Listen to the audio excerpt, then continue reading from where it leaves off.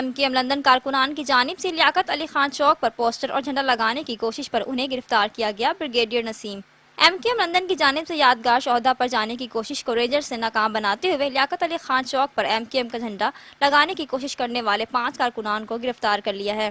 9 دسمبر کو یوم شہدا منانے کی غرض سے شہدا چوک جانے والے خواتین اور مرد کارکنان کو رینجرز حکام نے روک دیا ہے، جس کے باعث لیاقت علی خان چوک پر حالات کشیدہ ہو گئے ہیں۔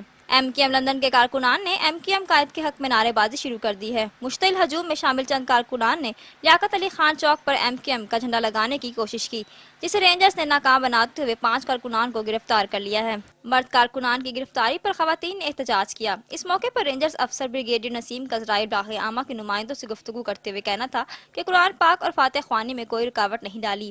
یہ کچھ لیڈیز اور جینٹس انہوں نے سڑک کے اوپر چادریں بچھا کے قرآن خوانی شروع کی ہوئی تھی،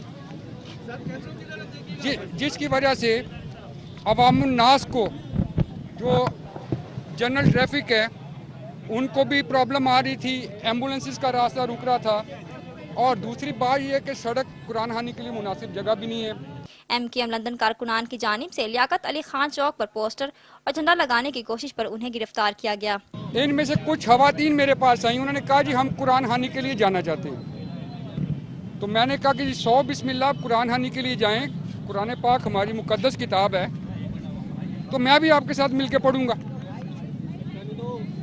قرآن پاک آپ یہاں پہ پڑھیں، کسی دوسرے محلے میں پڑھیں، کسی دوسرے شہر میں پڑھیں، اس کا اجر و ثواب ایک جیسا۔ دوسرا، قرآن پاک کو پولیٹیکل ایکٹیویٹی کے لیے استعمال کرنا، اس کی ہمارا مذہب اجازت نہیں دیتا۔